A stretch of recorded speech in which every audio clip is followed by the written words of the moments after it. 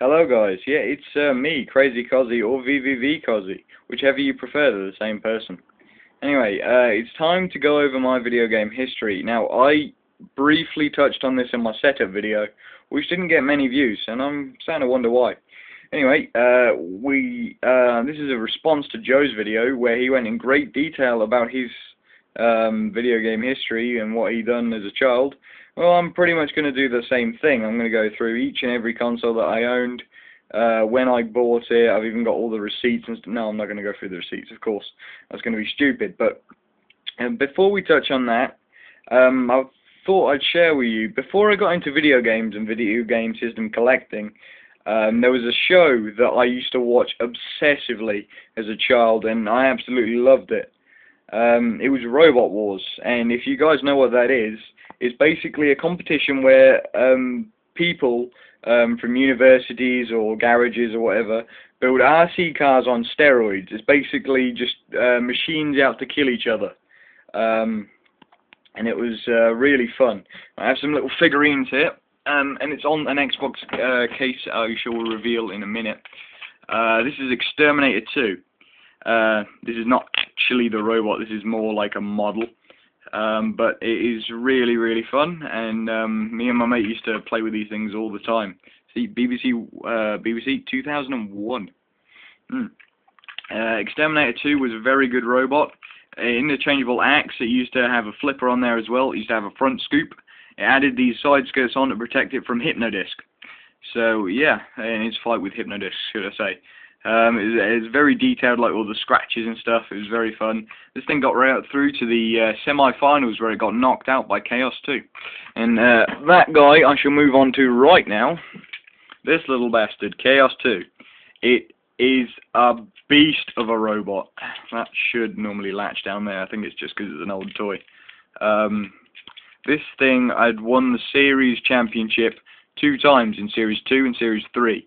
Chaos 2 was the first ever robot to use a CO2 powered flipper, and if anybody wants to know what that is, it's basically a fire extinguisher, and used at high pressure to do this, which was you know, very impressive for the time.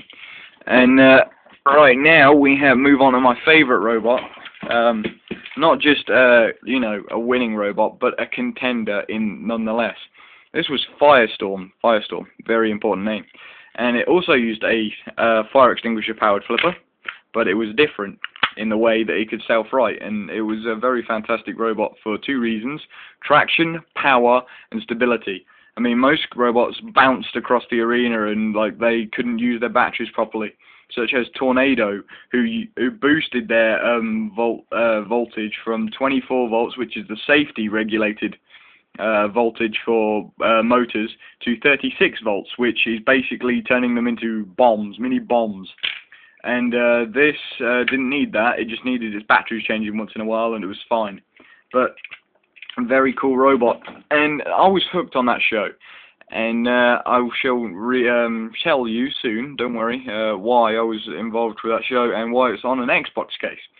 But we'll go back in time to round about when I was 3, 4. I got this granddaddy of a thing, the Nintendo Entertainment System. Now, this was a beast. Everybody had probably got like PS1s, or they were just releasing the PS1 or something like that. I had this, and I was glad better for it, because this is a rare console. You cannot find it in shops, I promise you. You try and find this in a shop, you will never find it. This might go over 2 parts, so I'm not particularly bothered whether you will stay, but if I ever cut the video short, it's just that I've realised that there's very little time left. But Super Mario Brothers 3, now that was a game. That was a fucking fantastic game. The console itself was very different in a way that is just pure amazing. I mean, this and the Sega Master System was the kings and queens of consoles.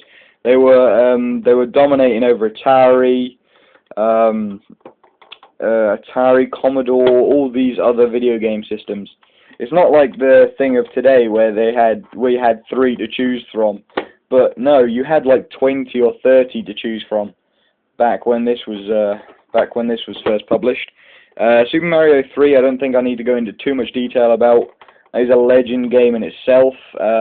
First Mario game to ever have a map screen, I think. I'm pretty sure anyway. Now we move on to the game console that I had instead of having a PS1. I did have a PS1 later on. This is what I got when I was about 5 or 6. This was the SNES, the Super NES, the Super Nintendo Entertainment System. Look at it. Look at its majesty. Look at its bright coloured logo. And that is basically what the console was. It was very bright and very vibrant. Power switch. Nice solid buttons. Nice everything about it. It was a very solid console. It was one of those consoles where you chucked it down a flight of stairs and it would still work, if not broke. But it was still a very, very powerful console. And it was a great bridge from the NES to this. And back then you could say I was more of a Nintendo fanboy than a Sega fanboy. But, you know, what can I say? And, yeah, I have some games for you. And very nice. Okay, we have Fever Pitch Soccer, which was US Gold's answer to FIFA Soccer. These games, I can review them at the same time because they're pretty much the same. Only US Gold had a very cheaper and arcadier feel. Like, it didn't feel quite right if in that case. And I think this was only American teams as well, which I never realised American teams ever played soccer at that point. Then we have FIFA Soccer, FIFA International Soccer, if you can read that, if I can block the light. It's a bit blurry, but this is the first FIFA game they ever made, and this was basically the first World Cup game, which was cool, and it's made by EA Sports in the game. And it's made in Japan, which is nice. Produced by Odeon, and most of these are third-party games, but still fantastic. Then we have Super Mario All-Stars, which is basically every Mario game under the sun. And this I got in a bundle with the NES, so this came with the console itself. It has the same serial number as my console, which is quite nice. This is a very good game if you can't afford to buy every Mario game. I think it's a very rare game now. Very hard to find, and if you do, it's on eBay, and it's not quite what you want. The PAL version, very important if you want to play it in UK and Australia. Basically, it has all the Mario games from 1 to 3 to Lost Levels, and I think it has like a secret one. I'm not honestly sure about that one. Okay, Super Bomberman 2. Very arcadey game, very fun to play. It was made by Hudson Soft. I think they've made a couple of games today. I'm not honestly sure. Very good game, very fun game. Easily, probably one of my best games on this console. I'm not a huge Mario fan, but very good.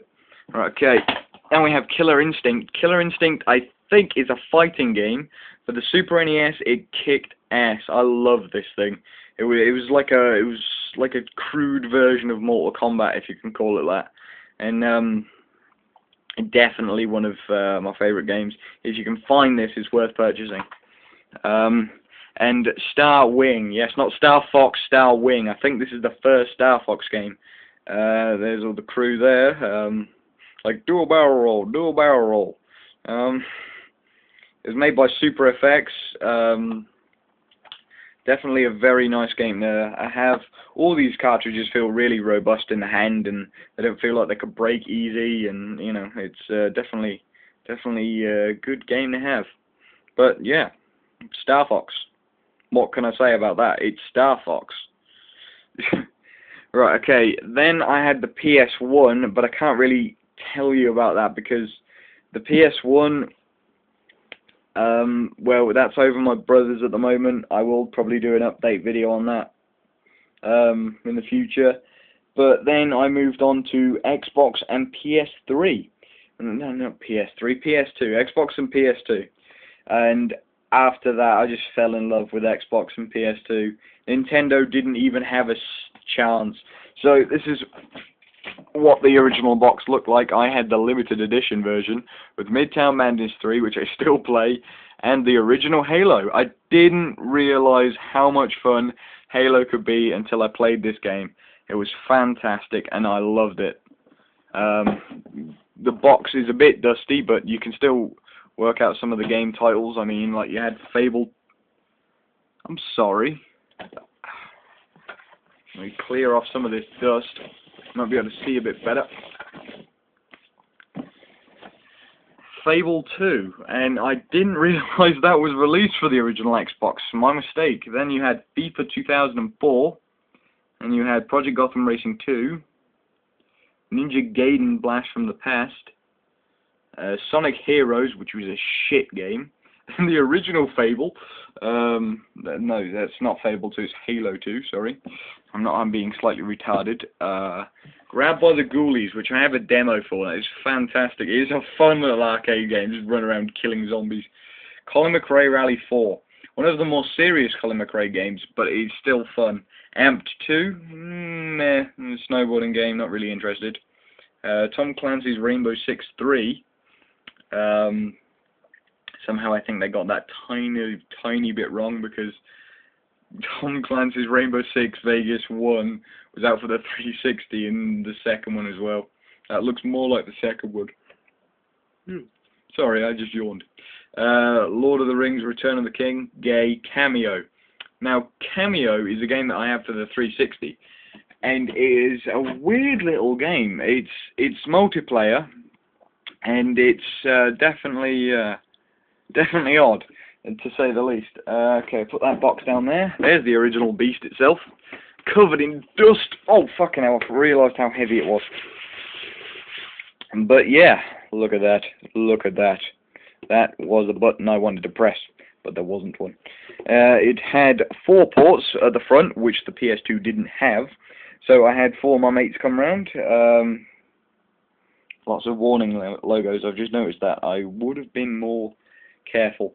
And this had support from Dolby Digital, to make very high sound and high quality games, which are pretty nice. Now the PS2. Now this is a very interesting console. Fucking hell. Sorry about that. Right, the PS2. Everybody had one of these at some point. I know they did. Not really much I can say. It was still a fantastic console. Still is a fantastic console. Still prefer it, actually. It was the first one to have DVD support. Yeah, DVDs. You could watch. The Xbox did have that, but you had to buy a special add-on for it. Okay. Open this beast up, see what I got. Got the pad. Pad's always nice. Gotta love the black pad. Open some more box, and I got. Oh my god, this is the one that was over my dad's. I just realised what I've done. I've ruined it. I put San Andreas stickers all over the bloody thing. I don't know why. Thought it looked cool, I guess. But, you know, underneath these shitty stickers, there is the beat the heart of a true legend game console. And I think that's pretty much the end of part 1.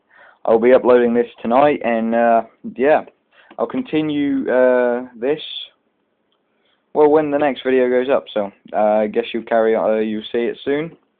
But take care, guys. I have been VVV Cozzy, or Crazy Cozzy, whichever you prefer. They're both the same person. Yeah. Take care, guys.